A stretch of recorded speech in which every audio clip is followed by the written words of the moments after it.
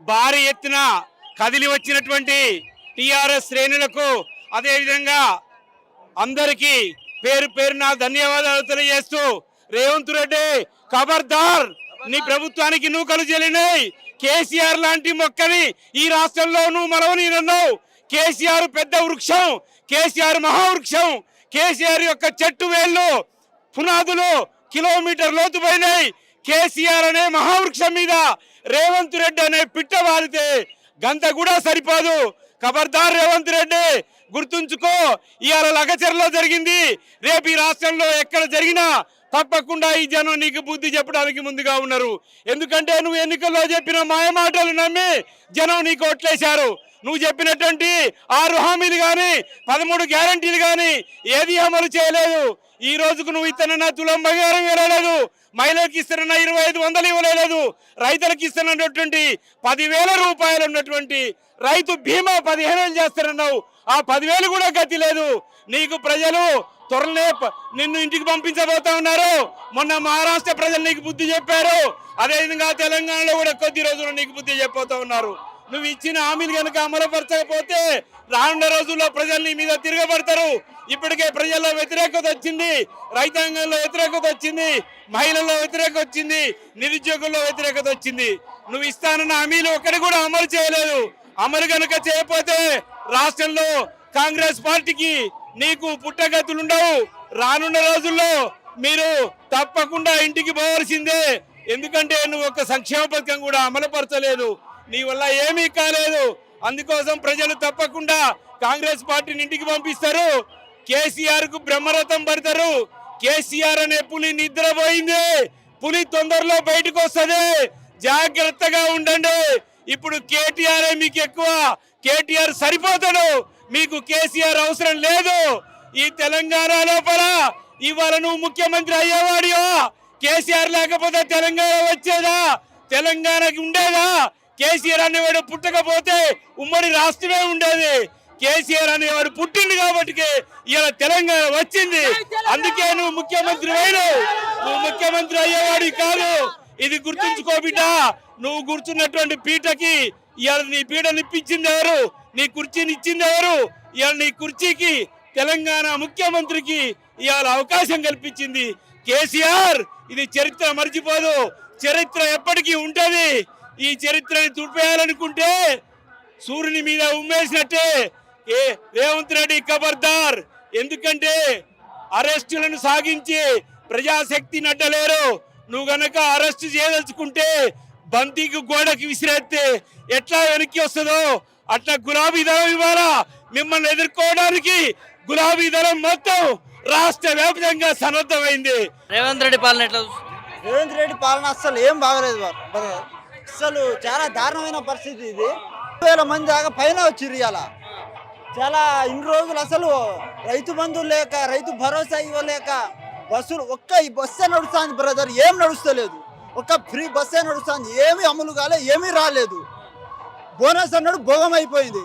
రైతులందరూ బయట అమ్ముకుంటారు అడ్డు పాసేరికి. ఆ బోనస్ ఏడో ఆ పైసలు కూడా పడతాయో పడవో కూడా కన్ఫామ్ లేదు. గిరిజన బిడ్డల భూములు తీసుకుంటా ఉన్నాడు, దాని గురించి ఏం చెప్తారు? ఆ భూములు కనుక తీసుకుంటే కనుక రాళ్ళు ఇచ్చి కొడతారు, రాళ్ళు ఇచ్చి రైతులే కొడతారు బ్రదర్. దగ్గర వాని అల్లుళ్ళి కట్ట, వాని అన్న కట్ట, వీళ్ళ దీనికోసం అవార్డు వచ్చింది. అసలు దీనికోసమా? ప్రజల్ని సేవ చేయడానికి రావాలి ముఖ్యమంత్రి. That is KCR. అప్పుడు ఉన్నప్పుడు 10 ఏళ్ళు ఉన్నప్పుడు మస్తు ఉండే. ఎట్లుండే తెలంగాణ? బంగారు తెలంగాణ. ఎక్కడికక్కడ నీళ్లు పారుతూ ఉండే, కోట్లాది పంటలు పండుతూ ఉండే. కానీ ఇప్పుడు నీళ్ళే లేవు, నీళ్ళే వస్తలేవు. వాగులకి వంకలకి నీళ్ళే వస్తలేవు. ఇప్పుడు చాలా దారుణమైన పరిస్థితి. ఇలా ఇదా మార్పు? మార్పు కావాలనుకున్నాం కానీ ఇలా ఇంత మార్పు వస్తుందని అనుకోలేదు మేము. మరి చాలా దారుణం ఇది. గంట నిమిషానికి పోతుంది పల్లెటూర్లలో కూడా. అసలు కరెంట్ లేదు. ఏమున్నాయి లంగ పాల్పాలన్నా. వాడు మాపి చేసినాడు, వాడు రైతులు వేసి పెడతాడు, పేదలను వేసి పెడతాడు, మూసినాడు, ఎక్కడెక్కడే పోతాడు వాడు లంగవాడు. వాడు రేవంత్ రెడ్డి అప్పుడు ఉన్నప్పుడు రైతులకు రైతు బంధు వచ్చేది, కళ అన్ని వచ్చేది. రైతులు ఇచ్చిపెట్టి ఎక్కడెక్కడో మొత్తం బేరం అవన్నీ చూస్తాడు వాడు. ముఖ్యమంత్రి హోదా లేడు, వాడు మాట్లాడే హోదా లేదు. వాడైనా ఏం కాదాడు ముఖ్యమంత్రి, నాకు ఏం కాదాడు, భయం కాదు. మంచిగా రైతులను చూసుకోవాలి, మన పేదలను చూసుకోవాలి. 100 ఎకరాలు కట్ చేయాలి భూమి. రైతు బంధు ఇవ్వద్దు. రైతులు ఇచ్చిపెట్టి రైతులు అన్యాయం చేస్తాను కదా రేవంత్ రెడ్డి. ఈ అన్ని రైతు బంధు ఇచ్చుకుంటూ పోయి ఇప్పుడు యాసంగి వచ్చింది, ఇంతవరకు వానకాలం లేదు, యాసంగి లేదు, లేదు. రెండు పోయినాయి రైతు భరోసా. బ్యాంకు రుణాలు అవి కూడా కొంతమంది కాలేదు. అయినా కూడా ఏం పట్టించుకుంటలేరు. ఏదో మూసినదట ఏదోనట అంటే హైదరాబాద్ అంటే రైతులు చేయండి. హైదరాబాద్ ఎక్కడి నుంచి వస్తుంది? రైతులు కష్టపడుతున్నాయి కదా. హైదరాబాద్ ఢిల్లీ రాయదాన్ని, హైదరాబాద్ ఢిల్లీ రాయదాన్ని, వరంగల్కు మన హైదరాబాద్ రాయదాన్ని. ఆసియా ఖండంలో 2వ స్థానం మాకు కేసంద్రం. ఇవన్నీ పక్క పెట్టిండు. వాడు మూసి ఆడ గీసి ఆడ రైతు భరోసాలు ఏం లేదు, ఈ చేసాడ ఇవన్నీ మొత్తం నూకుతాడు. వాడు ఏమిస్తాడు? సత్తరా పత్తరా వాడు. ముఖ్యమంత్రి కదా అట్లాంటివి. ముఖ్యమంత్రి అది నాకు ముఖ్యమంత్రి అని ముఖ్యమంత్రి, రైతుకు ముఖ్యమంత్రి ఆడు. రైతు ఎత్తే పేదలు ఎత్తే గెలిచిందాడు. పేదలు ఎత్తే గెలిచిండు. రైతుకు సపోర్ట్ చేయాలి. ఏడు హైదరాబాద్ ఈ కబ్జా చేస్తా ఈ కబ్జా చేస్తా అంటే ఇప్పుడు వరంగల్ కూడా కబ్జాలు ఉన్నాయి. ఎమ్మెల్యేలు కాంగ్రెస్ ఎమ్మెల్యేలు కబ్జాలు ఉన్నాయి. వాడు చేస్తాడా? ఇవన్నీ రైతులకు సపోర్ట్ లేదు, రైతులకు పెట్టుబడి లేదు, ఏం లేదు. ఇవన్నీ ఎందుకు? చేస్తే 5 సంవత్సరాలు చేసుకో, నువ్వు కూడా చేసుకో కానీ ఇవన్నీ ఇవ్వాలిగా రైతులకు. పంట బోనస్ అన్నాడు, పంట లేదు, ఏం లేదు. రైతు బీమా లేదు, రైతు లేదు, ఏది లేదు. 500 అన్నాడు, ఆడవాళ్ళ బతుకమ్మ హీరో ఏది లేదు. ఎట్లా చెప్తారు చెప్పు? అని చేయాలి. ఆయన ముఖ్యమంత్రి ఉన్నప్పుడు ఒకటి వీళ్ళు చేసినప్పుడు వాళ్ళు చేసుకుంటారు కదా. ఏం లేదు. ఇంతవరకు ఇప్పుడు మళ్ళీ కాలం పోయింది. ఇప్పుడు 3 నెలలు అయితే మళ్ళీ సంవత్సరం అవుతుంది. ఇవన్నీ మొత్తం అందరూ వాళ్ళు కేసీఆర్ కూడా ఇప్పుడు ఆయన ఇచ్చిన భూములు కూడా ఇప్పుడు ఆయన డెవలప్మెంట్ ఆయన ఉన్నాయి కదా, వాళ్ళు కూడా ఊరుకోరు కదా. ఇప్పుడు ఆయన రాజకీయం నడిపించుకోవాలి. రైతులకు అన్యాయం చేసి పేదలకు అన్యాయం చేసి నువ్వు ఎక్కడ మూసినది రైతులు పోతామే పేదలు పోతామే. రైతు చేస్తేనే కదా నీకు బాగుపడేది. నువ్వు హైదరాబాద్ సిటీ ఢిల్లీ రాజధాని వల్ల హైదరాబాద్ రాజధాని ఎక్కడిది? వరంగల్ కేసంద్రం మహబాద్. ఓట్లకు వచ్చేటప్పుడు మాయ మాటలు చెప్పి డిసెంబర్ 9కే రైతు రుణమాఫీ చేస్తానని అన్నాడు.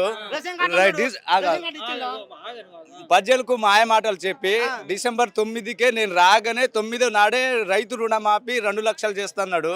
సగం చేసి సగం మాఫీ, అసలు కటాప్ తెచ్చి కూడా పెట్టకుండా రైతులకు రుణమాఫీ చేసి రైతులది నడుము ఇరగొట్టిండు. రైతులు ఆత్మహత్యలు చేసుకుంటున్నారు, భూములు గుంజుకుంటుండు. మళ్ళా రైతు బంధు లేదు, రైతు బీమా లేదు, ఏది లేదు. ప్రభుత్వం ఈ కాంగ్రెస్ ప్రభుత్వం అంత లుచ్చ ప్రభుత్వం ఆడలేదు. వచ్చే టీఆర్ఎస్ ప్రభుత్వమే మంచి పాలన చేసింది. 9 సంవత్సరాల పరిపాలన చేసినా కూడా టీఆర్ఎస్ పరిపాలనే మంచిది. ప్రజలు మొత్తం కోరుకుంటున్నారు, రాష్ట్రం మొత్తం కోరుకుంటున్నారు. వచ్చే ఎన్నికల్లో కూడా ఇప్పుడు ఎన్నికలు పెట్టినా కూడా టీఆర్ఎస్ భారీ మెజార్టీతో 100 సీట్లకు 100 సీట్లు గెలుస్తుంది. అందరు నేనే మాటలు కాదు, రైతులు చెప్పే మాటలు. ఏ గ్రామంలో వెళ్ళినా, ఏ గ్రామ పంచాయతీ వెళ్ళినా, ఏ గ్రామానికి వెళ్ళినా, యాడ సర్వే పెట్టినా కూడా టీఆర్ఎస్ ప్రభుత్వమే రాబోతుంది. నెక్స్ట్ కాలంలో 1 సంవత్సరం కాలం ఇంకా 3 సంవత్సరాలే ఉంది. ఇష్టం వచ్చినట్టు దూనుకుంటుండు. కాంగ్రెస్ కార్యకర్తలే సిగ్గుపడుతుండ్రు. కాంగ్రెస్ ప్రభుత్వంకి బుద్ధి చెప్పే రోజులు దగ్గరికి వచ్చినాయి.